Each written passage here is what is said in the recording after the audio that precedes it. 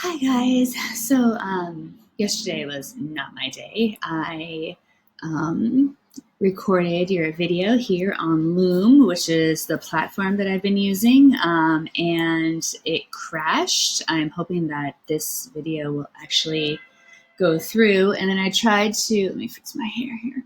I tried to remake the video and it kept crashing. So then I tried to finish my lecture recording on my phone, put on my computer, talking to it without the PowerPoint slides, obviously. And then that would not upload to iCloud, which it has since done so. So then this morning I went to see if my video, which would be right here, had completed uploading, and it had not. So now I have to do it all over again. So this is take two. I'm sorry you're getting your work now 2 days late because of all of this, and I am stuck out here in my living room today because my husband has the bedroom. So welcome to a new part of my house. Like, this is my living room, and my kitchen is right across from me, and so my kids might come out. Oh well, we're just gonna go for it. So, talking about Parable of the Sower. So this is our first lecture about Parable, and I found that on Monday when I was putting the stuff together for this lecture that I was like all nervous about it, and I didn't actually know why, and then I realized it was because this is my favorite book. Like, if I had to be stranded on a desert island with 5 books to read for the rest of my life, this would be actually one of them that I would choose to read over and over again for the rest of my life. I wonder what other books I'd have. Definitely Margaret Atwood book. Definitely Toni Morrison. What other books? That's a good question. Maybe I'll ask you that in your discussion post or at your end of the year reflections. But Parable of the Sower is part of a 2-book series, which I know you can't really see. It's Parable of the Sower and then Parable of the Talents. And we, of course, are only reading Parable of the Sower, and we're not actually reading the novel. We are reading the graphic novel, which just came out a couple of months ago. So this author and illustrator set, these 2 guys, let's see. Why are their names not on the title page? That is a very strange thing. The author and the illustrator's names are not on the title page. That makes no sense. Duffy and Jennings. There you go. They're on the spine. They also redid Kindred into a graphic novel, which we read the novel for Kindred. So since the theme of this class is, kind of the reimagination or the racial imagination or reimagination, I thought that it would be interesting for us to read a graphic novel because it is a reimagining of a novel, right? And what does it do for us as readers to have the pictures presented to us instead of making the pictures in our own minds like you would if it was just a traditional novel? What are the drawbacks and benefits of that? Do you like it? Do you not like it? These are all the conversations I wanted to have in class, as well as the artistic interpretation of the characters and the ways in which the images are portrayed to us. Honestly, I actually don't like their reinterpretation of Kindred. I don't like the way Dana looks in it. I didn't like the drawings. I have a second job as a consultant in a high school here in Brooklyn, where most of the students are English language learners, and so they read a lot of graphic novels in lieu of the text because their reading comprehension levels aren't high enough in English yet to read the novel. So they read the graphic novel for Kindred in 11th grade English, and it's the same 2 guys in a similar artistic interpretation of the novel, and I feel like there's so much left out of it. So as I started to read this one, I am reading it with you. I've never read it before. It was kind of a gamble on my part as a professor to make this choice. I'm kind of really missing this book, so I'm not really sure I made the right choice by asking you to read this one instead of this one. And sometimes it happens, like as a teacher and as a professor, sometimes we make a decision about a text to read or a format in which to read it. And at the end of the day, we're like, that maybe was not the right decision. It's a little too early to tell yet. And I'd love to get some feedback from you guys about how you feel in reading it. And something we'll continue to think about. But this is honestly one of my favorite books. So Parable of the Sower is the story of Lauren Olamina, the gated community that she grows up in, the creation of her new faith that she is conjuring up in her head, and what happens with all of that. I'm not going to tell you what happens because I'm not going to give it away. Parable of the Talents is the story of life after the gated community, told from the perspective of Lauren's daughter, talking about her mom. So, the second generation, one generation after this one. So if you like this graphic novel in the least, and you'd like to kind of have more depth, I think, to the story, I highly encourage you to read the novel. And if you still like it, you can read Parable of Talents too. Just some summer reading, some beach reading for all of you guys. Although I know some of you are going to be taking summer classes, so you won't have time for that. All right, so let's launch into the lecture here. All right, so this was published in 1993. So I want you to keep that in mind as you're reading, specifically for parts in this book that Octavia Butler truly had to imagine what our lives would be like in the 2020s. I think I first read this book in the late 00s, probably like 2007 or 8, where in 2024, which is where our story begins here, you see that on page 1. 2024.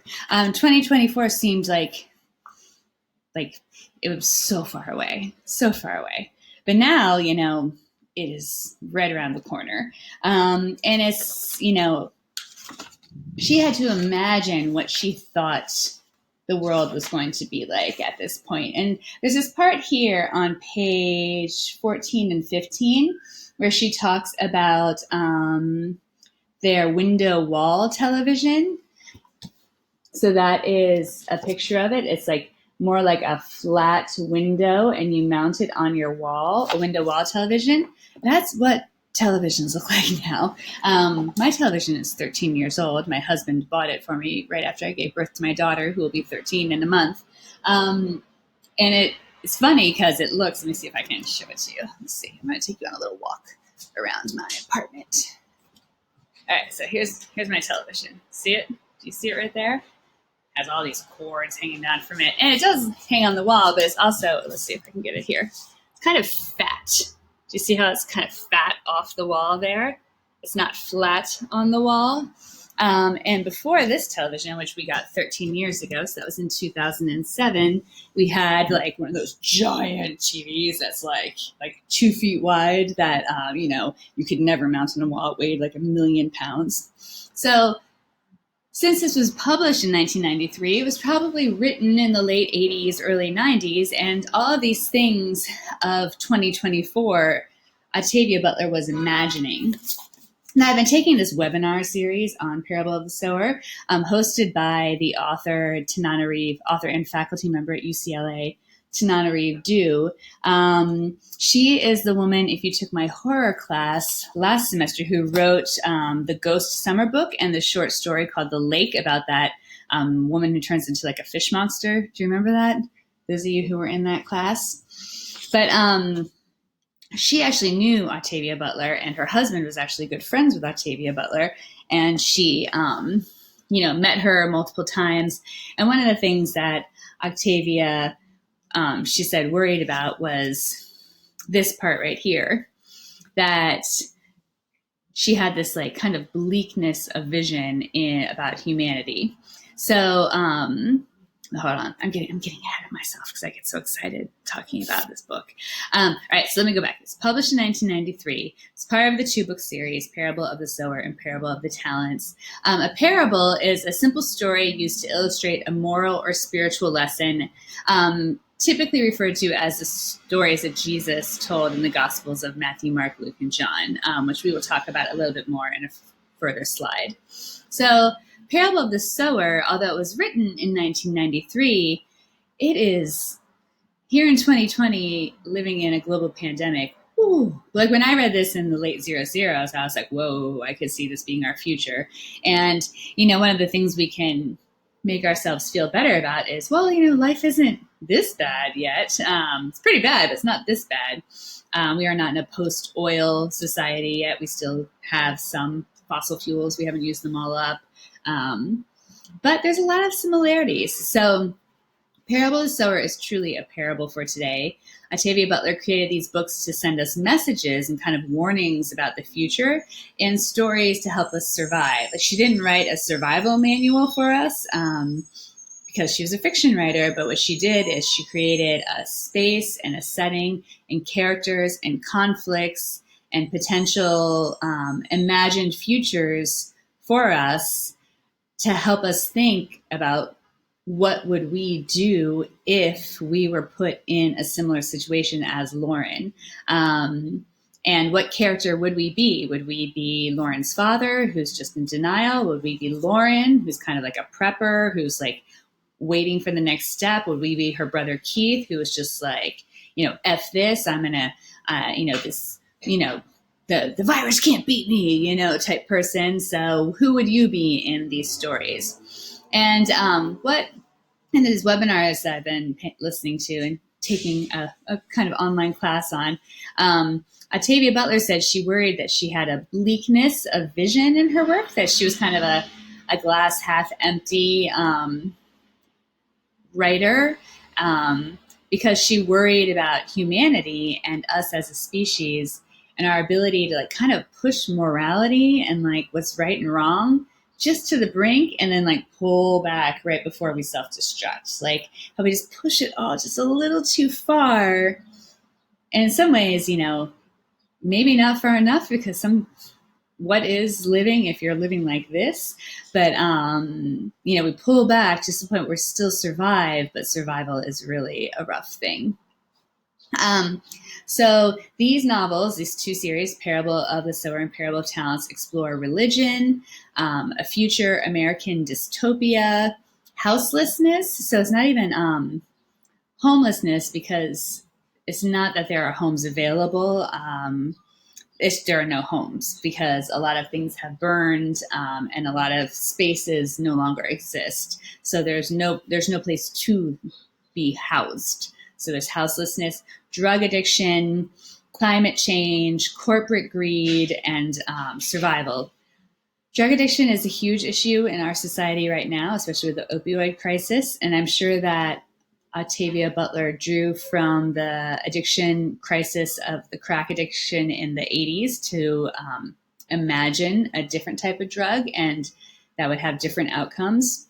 Climate change, she saw as an issue in the late 80s, early 90s, whereas it was not a national conversation or an international conversation. Corporate greed. Do we have that now? Amazon, anyone? And survival, which we have all been thinking probably about survival differently in the last 2 months than we probably ever have in our entire lives. So these are all the elements that Octavia Butler thought we would be struggling with in the year 2024 when the novel opens. Okay? All right, so let's talk about where the title comes from. For those of you who are not familiar with the New Testament, sorry, here comes a fire truck. I should shut the door, but it's hot here.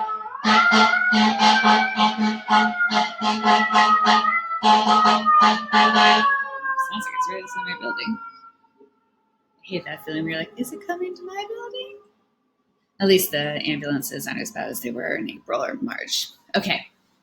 So Parable of the Sower is a story that's repeated across the books of Matthew, Mark, and Luke in the New Testament. And it's a story told by Jesus to his followers. All right. So the story goes a little something like this. So there's a sower. The person goes out to sow their seeds, and, not in like neat little rows, but kind of like throwing their seeds out. So when you throw the seeds out, what was that? I just got some weird notification on my phone. You throw the seeds out. Some seeds fall on a rock. Now, if you throw a seed on a rock, the seed might have water and might be able to take a little bit of root there, but it's not going to have the soil necessary to really flourish and grow. Some seeds fell among the thorns. Now, here the seeds have the soil and the nutrients to flourish and grow, but they have like obstacles, like blocking, like they try to go up, but it's just something's blocking its path from rising and really growing. Some seeds fall by the wayside and get eaten by the birds, so they can't even take root.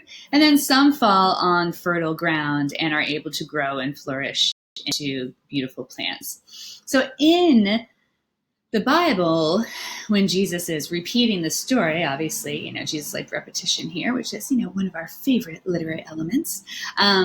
The seed represents like the word of Christ, the word of God, and the sower represents one of his followers who's preaching the word out to other people, this dissemination of a new faith, right? And the soil represents the various audiences' responses to the, this new faith that Christ was putting forward into the world, right? So some people, the seed, if the seed is the word of God, like you throw your seed, that sounds just problematic. You throw the ideas out to some people, and some people just are like hardened. Like they're just not fertile ground. They don't have an open mind. They don't have an imagination. They can't reconceive of anything. So they're just like rocks. Like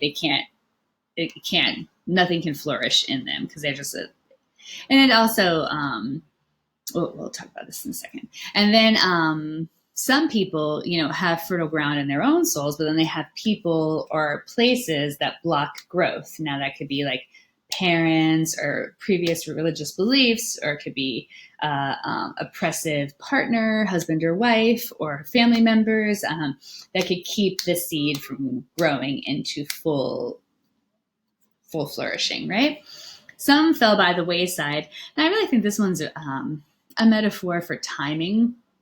And then it gets eaten by the birds. Like, we are all receptive to different ideas at different points in our lives, depending on where you are as an individual. So, some of you I've taught for like 3 years now, and you're totally different students than you were 3 years ago, because 3 years ago, you just weren't very receptive to learning. And that's because you were 18 and you were young and you didn't see the value in it, and you weren't sure why you were a Gutman, and you were resistant to everything, which, didn't make you a bad person. It's just where you were at that point in your life. And then over the past 3 years, you have changed and you've become more curious and intellectual, and realized you actually have a beautiful mind that can do this work really well, and that you're smart and you can write, and now you're like the fertile ground. Whereas maybe, like in EOW1, you were like me teaching you was just like throwing knowledge like out into the street, and some rats ate it or something. So this is the title of this book. Remember, Octavia Butler was raised by a very strict Baptist mother as well. And so she knew the Bible very well, as we've seen in her biblical references in Book of Martha, and also in Kindred, and in a lot of other spaces of her writing. But this parable translates to Lauren's struggle to kind of like reconceive of religion, to Lauren's struggle to put ideas out there that their neighborhood is no longer safe, to rethink what survival means. She's kind of the sower, and the seeds are all these ideas of hers, and the reception varies by different audience members and characters that she encounters across the text. All right, so let's talk about the setting here. This is a new book. We have to hit setting, characters, all that stuff. Okay, so I put a pillow on this chair and it's not working out in terms of being comfortable, so I'm throwing it out. All right, so the setting is in California. They live in a walled neighborhood outside of Los Angeles in Southern California called Robledo. So here's LA. Let me get a better map here of California. All right, so here's Los Angeles. It's down here in Southern California. So for those of you who are not familiar with California or who have never been there, California is gigantic, and it pretty much stretches the entire length of the East Coast. I wouldn't my map isn't down. I'm trying to look and see if it's, my guess is that it's kind of at least DC to the bottom of Florida, if not more like Delaware or New Jersey to the bottom of Florida. So given that it's such a long state, it has a lot of different microclimates in it. So where Lauren and them live is down in Los Angeles. So it's warmer down here. It's Southern California, right? And there's a lot of deserts down here, like the Mojave Desert, Death Valley, Joshua Tree. I've been there. It has the Pacific Ocean, but of course, the Pacific Ocean is a lot of water, but it's all salt water, so you can't drink it. There's not a lot of like lakes in here. It's pretty dry down in this area. So Lauren is often talking to her dad about why can't we go north? Like, this is kind of a big farming area. If you ever see your strawberries, might be from Bakersville, California. A lot of your avocados come from either Mexico or California. So if you move north more, California becomes, oops, I don't want to do that. There we go. California becomes more of like a kind of fertile farming land. You have your big mountains over here, which is good for hiding out in.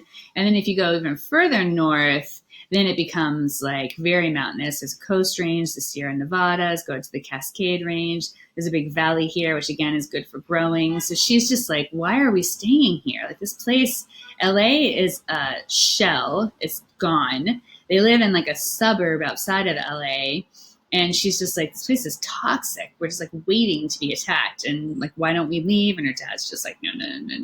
So they lived in what is a walled community. So I pulled up some pictures here of walled communities, gated communities. Some gated communities literally just have like a gate and a little person who stands here and polices people coming in and out. Did you guys see that video? It went viral last week of that man who was delivering furniture inside a gated community in Oklahoma City, Oklahoma, and how he was stopped by, he was an African-American man or a black man. I'm not sure what his ethnicity was. He was black, but he was stopped by the white homeowners in the community asking him why he was in there. And they held him practically hostage. Like, they drove their car in front of his delivery van, and he refused to get out of the truck because even though he was a large man, he was just like, nope, I've seen how this ends in America, and this ends with me on the ground, right? And with a bullet in my head. But he Facebook video recorded the whole thing of him trying to be like, I was delivering furniture. They're like, how did you get in here? Who gave you the gate key? Like, there's been robberies. Like, you fit the description. And that's pretty much, in a nutshell, what a gated community is. It's a group of wealthy, typically white people who do not want anybody to come walk on their streets because they are afraid of everybody because they're ignorant. So here you have a gate here, a gate here. Now, if you look at these gates, I mean, come on. Like, I am not the most athletic human being in the world, but I could jump over this gate quite easily, honestly. So it's kind of the gate is largely symbolic. It's more of a big middle finger to like keep people out. And, we have gated communities right here in Brooklyn, like down at the bottom of Ocean Parkway. You drive all the way to the end of it, you'll be in Brighton Beach. And then if you hook a right and drive due east down through Brighton Beach and Coney Island, there's a gated community at the bottom of it called Seagate. And it is a walled off community. If you're walking on the boardwalk of Coney Island and you go past Luna Park and you're walking east, you would come to a point where there's a wall in the sand to keep you from going on their part of the beach. So it's a real pissing competition of like pissing around your circle of like ownership and like not letting anybody else in. And you pay neighborhood fees to keep this wall up. Now, these are just like bougie gated communities, this whole gated walled cities.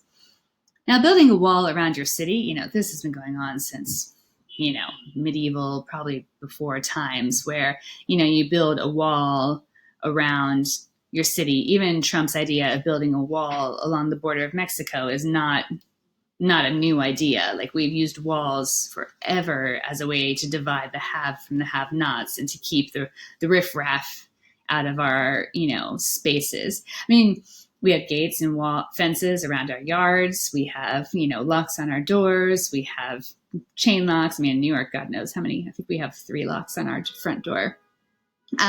Here's a walled community here. You see that? Sometimes they build walls to keep sound back. Like, if your house backs up to a big highway like this, it's kind of a sound wall. And then there's also gates to keep out people who should not be allowed in. So this is just so, like, randos can't just drive into your neighborhood and scope out your house to rob you. Let's see, what else do we have here? Oh, so here's a more ancient, this looks like Carcassonne, but I don't think it is. That's a walled city in the south of France that, when I lived in France for a year, I lived by. More gated communities, gated cities. Look at that. There's a wall around a city. Like, what is that? Laguna Beach. Ooh la la, so fancy. Okay, so let's see. This one doesn't have the great image of walls around Palestine, the Palestinian walls. All right, I'll just stop going here. All right, so here's another image. And this is in Peru. So this is not a uniquely American thing. This is worldwide. So this is in Lima, Peru, and this is called their wall of shame, that the gated communities built to keep the poor people out and away from them. So it's not just a wall, but it has like razor wire on top of it. Looks like some glass chips, and that's kind of what the walled community looks like.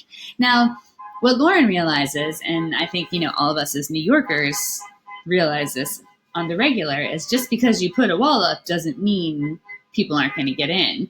And they've had instances where people will scale the wall. They'll cut back the razor wire, and they'll scale the wall largely to steal food from their community, because their community has food, and food is a necessity. And the food supply chains have dried up, so you have to grow your own food. So she's just like, well, this wall is not going to stand. Like, walls can't. If somebody wants to get in, they're going to get in. Like, they're going to figure out a way. So we need a plan for that. As shown in this video in South Africa, where, somebody breaks in. Let's watch a bit. In crime-ridden South Africa, those who can afford it are creating more barriers with the outside world, locking themselves in to keep the danger out by living in gated communities. At Oscar Pistorius' home in Pretoria, visitors are thoroughly scrutinized and are only let in by guards at the gate with the homeowner's approval. But management here says 2 years ago an intruder gained entry by scaling the wall. Some breaches are a lot more sophisticated. But I'm about to meet a woman who says despite all of the security, she was held at gunpoint in her own home, and the burglars cleaned them out. Hi, Lauren, it's Ngepile from CNN. Okay, I'm with you. The mother of 2 suspects criminals got information from someone who knew them. We were sleeping and we were attacked in our house by 2 or 3 guys. They came in through this window that we'd left open for the cats. Before I knew it, I had a gun to my head here. They yanked the duvet off. I had electrical cable hanging here with my hairdryer. They took that, broke it off, tied us up. They found my husband's gun. They found the safe. They helped themselves to our wedding rings, whatever you want. They even took my makeup. In 2001, They took her makeup. Well, jokes aside, like, I would not want to be held with a gun to my head and tied up with my hairdryer. But all that to say, you have to wonder if living in a gated community is, keeping people out or inviting people to come in, because you're not putting a gate up unless you've got something you need to protect. I always joke, like, oh, if someone broke into our house, what are they going to steal? Like, we have nothing valuable. We have a 13-year-old TV. I've got a laptop that's, 3 years old. And, I have a wedding ring that, it's not cheap. It wasn't super expensive because I don't like super expensive things. So The thing I always worry about people stealing are things of sentimental value. That would actually break my heart way more than any of my material goods. So you have to wonder, like, Lauren senses that, this gated community is not going to hold. Food and water are scarce, which is making people desperate. Once people get desperate, they will do crazy things. The fire department and the police department are only available for a fee, so they are no longer public services that everybody has access to. California, like I said, is a state of many microclimates. Like, you can go from the top to the bottom of California, and there's probably 10 different climate spaces. So Lauren wants to get out of Southern California and go to somewhere else, but her dad is not down with that. So their little walled community is this tiny little utopia surrounded by this dystopia in some ways, because they feel safe, even though this sense of security is largely imaginary and false. So Lauren, as our main character here, is, pretty extraordinary. So she's the narrator of our story. You probably noticed that in the novel, it's kind of written in a diary form. So you'll see that, let me find the beginning of the diary entry. Like, it'll be like Monday, March 3rd, 2025. Whereas in the graphic novel, it seems to be unwinding with pieces of her diary in it, but not structured as diary entries for the whole text. So the book, she's 15 years old when the book opens in 2024.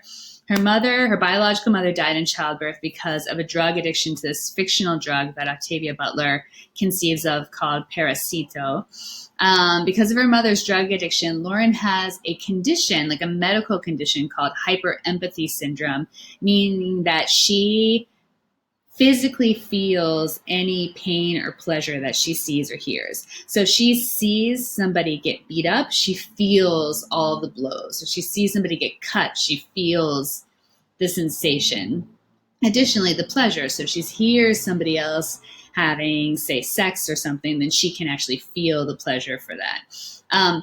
It is a psychological disorder. She doesn't actually bleed or die, but she is overcome with physical sensation, which makes her vulnerable in a lot of ways to life outside of this walled community, because there's so much violence outside of it. And if she bears witness to the violence, she feels it herself. So Lauren, when we meet her in the beginning of the book, she is having a psychological break from her father's faith. Her father is a Baptist minister. Baptists are Christians. She's in this process of like reimagining God and religion and what she believes. And that's pretty extraordinary. I don't know many 15-year-olds that are sitting at home conceiving of a new religion or a new belief system or, ethical doctrine of any sort. She's also breaking from her father's faith in the safety of Robledo, their home. She does not think it's a safe place anymore. She sees the writing on the walls that things are happening that are putting them more and more in danger. And she is nervous that everybody else is in denial about this when she just wants to plan. Like, she wants to make a plan about what are they going to do when the walls fall, right? So other characters in this book are Lauren's dad. He still actually has a job at a college as a dean and a professor, which is very lucky. And he has to leave the walled community about 2 times a week to go to work. Everybody at this point kind of is a work from home, very similar to now. She has a stepmother, Corazon, whose name they call her Corey, and brothers Keith and Marcus. I think there might be one third brother in there, a littler one. So Keith, her brother, is a big character in this because, like Lauren, he doesn't believe in the safety of the space, and he doesn't believe in being like walled up more. He's all like full of toxic masculinity. Like, I want to go outside to be a man. He wants a gun. He wants to go outside. And his dad says he's not old enough, so he defies his parents' orders, and he takes a gate key and he leaves. Well, he has no street smarts because he's lived in a gated community his whole life, so he gets completely beat up by guys and thrown back. He comes back to the community And then the dad beats him up for defying him and losing the key. But then the dad gives him a BB gun, which was stupid, but we do a lot of stupid things as parents. I think probably to sate him, to satisfy him, so hopefully he wouldn't leave again, but he just goes back outside and comes back like wearing these like fine threads, and obviously he's doing some sort of dangerous underground economy work. He starts coming back and bringing Corey money, his mom. So he is a safety hazard for the community. There are also many different families living in Robledo. It's a cul-de-sac, which is a court, a circle of houses with a circle then around it. And they all have to live communally, but they're not all family or friends. It's like taking everybody in your apartment building or on your block, putting a wall around it, and having to depend on all those people for your survival. And I don't know about you in your apartment building or your block, but if I had to put a wall around my apartment building and depend on my neighbors for survival, I would not be very happy with that situation. So there's a lot of tension. There's a lot of conflicts within the community. There's people who don't get along, people who don't share. Just like any space, it's not truly a utopia.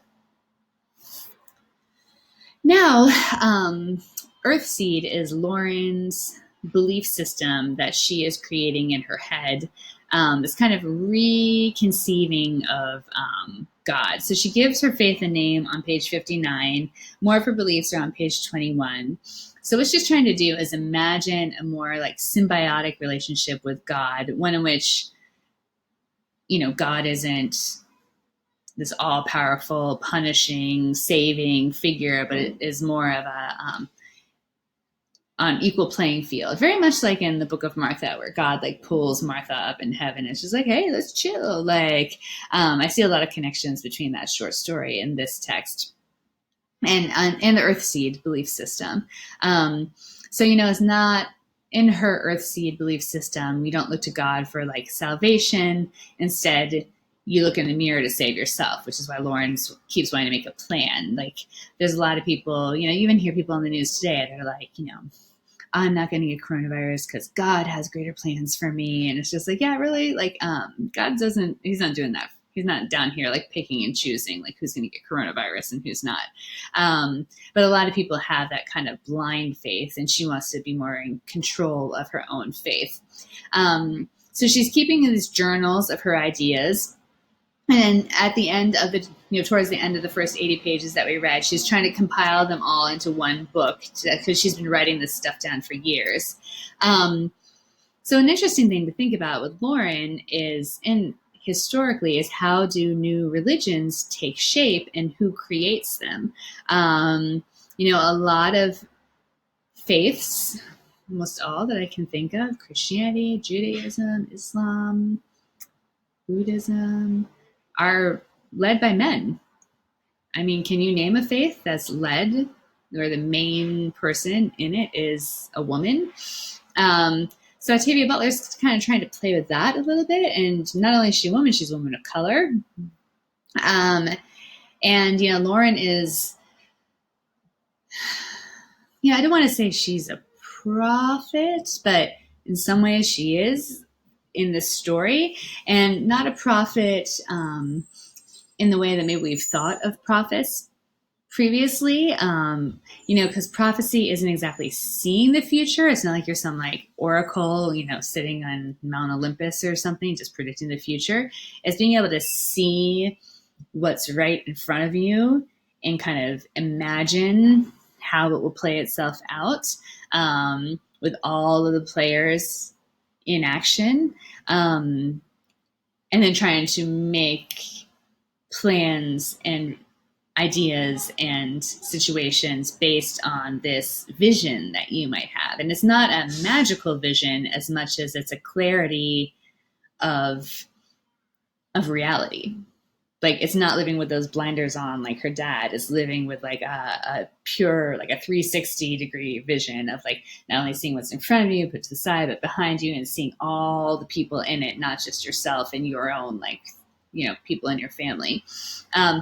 Another thing that, vision vision being like the ability to see what's happening, the good and especially the bad, is very sharp during times of like crisis, because the facade is kind of like peeled back a little bit, as we've seen in the last couple of months with the virus. Like, who are essential workers? What do they look like? Then, therefore, who is coronavirus killing by and large? Who's struggling during this? Who's missing out with school being moved online? Like, the invisible people in society become more visible during times of crisis, which makes, if you are able to see beyond your blinders, you can see differently, which is pretty much just what Lauren's doing. And one of her kind of doctrines or beliefs is that is this concept of change, that change is the only constant we have in life, and that change, we should embrace it the way we embrace God. Like, God is change is her kind of mantra. And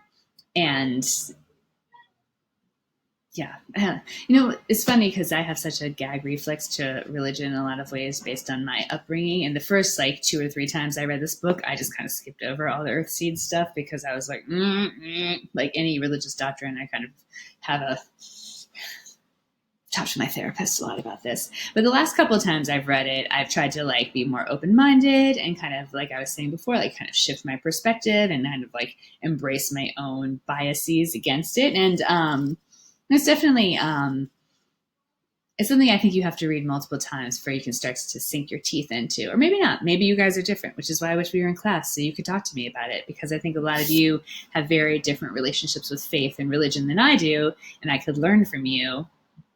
But alas, here we are. Oh, another thing to point out here with this kind of Lauren as a prophet, for a lot of faiths that believe in the second coming, like in Christianity, the second coming of Christ, or in Judaism, where, they're still waiting for their prophet to arrive, or, I'm not sure what Islam believes in terms of, I know Muhammad was their prophet, but I'm not sure if there's any second coming or return of. There's a lot of speculation on if there was a second coming of Christ, but what if the second coming doesn't look like, Jesus with the blonde hair and the blue eyes and a white robe? Like, are we going to be able to recognize the new prophet? Like, what if the new prophet is a, Black female teenager, like, who's queer and poor? Would our racist, sexist, homophobic, poverty-hating society ever listen to that person if that person was the next prophet?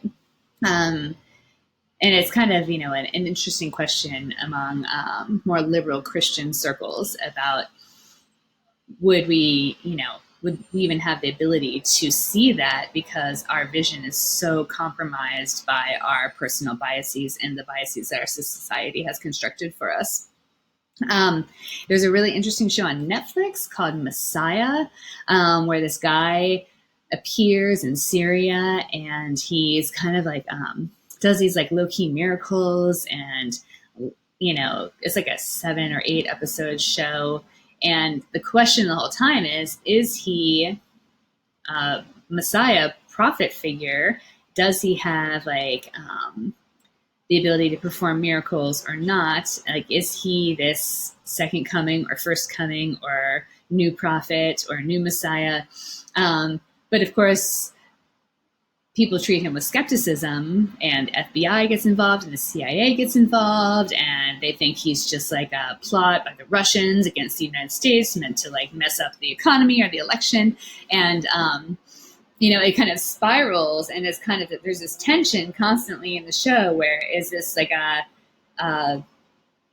scam or is this legit? And like the people who believe he's legit, like the believers over here, but then the skeptics over here, like butting heads the whole time. And as an audience member watching the show, you kind of are tugged back and forth between both sides of the the narrative, where at some moments you think, oh no, he's actually legit, where in the other moments you're like, oh no, this is like a total scam. It's a very interesting show. And, my dad was in the CIA for my whole life, so I find any CIA-ish plots intriguing.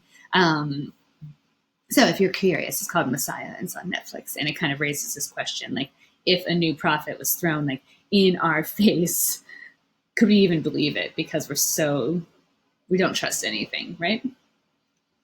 All right, so Lauren's conflict with her dad. This is, we've talked about this already in this lecture, but she wants to prepare for the worst. She is a prepper. She feels the community is unsafe. Even with the break-ins and the incidents, her father's just like, no, I built this place. There's probably a lot of ego tied up with it. Like, it's safe, it's worked for us. You don't know what it's like out there. You don't know what's really going on. You're ignorant, you're a child. So she starts to tell her friend Joanne about her ideas of planning for survival, about learning about plants and what you can eat outside of the walls and how to, get clean water. But Joanne snitches to her parents because she's a snitch. And then her parents tell Lauren's dad, and then Lauren's dad's all pissed at her. So she tries to explain to him what she's been thinking, keeping out the religion part because she knows that's never going to fly with his Baptist minister background. And her father just is like, shuts it down. Like, you're scaring people. When people are scared, they act irrationally. You can't talk like this. And so she just starts to make her own plan. So one thing she does is she makes her own go bag. I don't know if any of you have go bags. I know that they were encouraging us to make them in New York City after Hurricane Sandy, like a backpack that if you had to just like grab it and run out your door and leave all of this behind, like what would be in it? What are the essentials that you need for survival plus pieces of your previous life that you would want to take with you. So she packs a bag. She's kind of getting herself ready for what she believes is the inevitable end to this community. All right, that's all we got. So the next 80 pages you had to read this week up into page 81. And the next section starts in 2026. So it's 2 years later. So now Lauren is 17, so she has aged, and they've survived 2 more years inside this walled community. So let's see what happens next. So you're reading in discussion post 8. I posted it yesterday, even though my lecture didn't work. You need to read the next 100 pages of this book. And then if you want extra credit, that I mentioned this in a Blackboard post, but I know it's a little confusing. So Parable of the Sower was turned into a musical, and let's see if I can go here to it. So this is the Facebook link. I know you don't have Facebook. Most of you probably don't because you're young and are on different social media platforms, and Facebook is for 40-year-old moms like myself. But, you can make yourself an account. I'm sure you had an account at one point when you were in high school or something. Anyways, I've seen this I found my ticket when I saw it at the Public. I've seen this in person once upon a time. Oh my God, it was so good. And then I watched it twice on Facebook already. This is Toshi Reagan is a Brooklyn folk singer. She's incredible. And she's like a Brooklyn treasure. And her mother, who is one of the founding members of Sweet Honey on the Rock, took Parable of the Sower and rewrote it as song. And so it's truly beautiful. I mean, gorgeous. And so you could watch this. It's about an hour and a half long. You can even just play it in the background while you do other homework, read something, because the music is just beautiful. It's performed as a circle in the round. So it's just everybody sits in a circle and sings, and Toshi's in the middle. And it's just great. And she's super nice too. I met her in a shoe store in Brooklyn, and I was like, I love you. I loved your play. And I always have wanted to take students to see this play. So if you could just go watch it, it would make me really happy. And you can write a little blurb about it, about how you liked the music and how you thought it connected to the book or how it made you feel, and you can count it as extra credit. So there's a lot of extra credit opportunities. We are almost at the end of our semester. We have 2 more lectures after this on Parable, and then I'll take us to the end of the book, and then we're done. So if you look on the Blackboard gradebook, I have put zeros in for all of the missing assignments, not because you can still turn in all of the work, but largely because I wanted you to see what your average looked like if the zeros were in, because with the zeros out, everybody's grades looked really high. And I wanted you to have a sense of where your grade was. Now, I know some of you are sick right now. I know some of you have been taking care of sick parents. I know some of you have lost parents and family members. And I just want to remind you of the pass-fail option this semester. So if you get a D, you can convert it to a pass, and the D will not affect your grade point average. It's like the act of compassion that CUNY is extending to all of its students during this horrible semester we just had, with the abrupt transition to distance learning as well. That no pass option extends through spring too, but I do not think it's going to extend into the fall, because if we stay online in the fall, this is going to be the new normal, and it's going to kind of transition a little bit to be more like regular school, college, but not in person, sadly. If you have any questions, please text me, call me. We can set up a Zoom chat and we'll just hang out and I can explain everything to you and pull up your stuff. We can talk. But if for some reason, I know some of you haven't been able to get this book, or you ordered it and it's going to be delivered like June 30th, not helpful.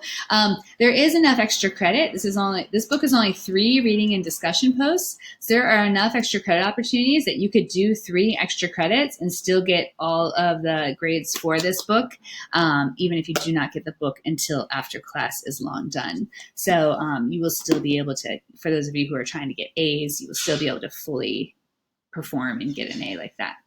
And here's a little Toshi sample for you before we go to kind of lure you. This is a song from Parable here. When I looked in the mirror, someone was falling down. When I looked in the mirror, someone was falling down. When I looked in the mirror, someone was falling down. And I slipped from view and my head hit the ground. Well, I fell on the dark earth, but I was out of touch, yeah. Said I fell on the dark earth, but I was out of touch. Well, I fell on the dark earth, but I was out of touch. Tried to look towards the heavens, but it was a bit too much. I had this little teaser for you. It showed a little picture here. Let me just go back here. So when I saw the play performed, they were actually acting it out, but the ones that they've been showing on the Facebook ones there's 2 versions of it. So there's the version of the opera where the actors are acting out the scenes, and this version of the circle and the round, and everything that's been on Facebook so far has been the circle and the round. So I'm guessing that is still what's going to be shown on Friday night. So let's hope this video works. If it doesn't, I might just throw myself out the window. I miss you guys.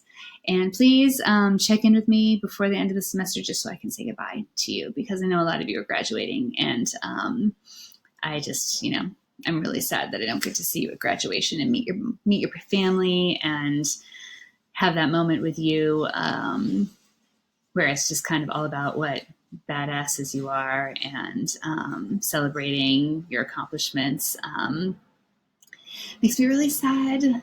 So please just, check in with me before you go. And also just let me know if you have any questions so we can figure out what your grade is, and you can leave this semester feeling okay about yourself and this class. All right. Love you guys. Bye.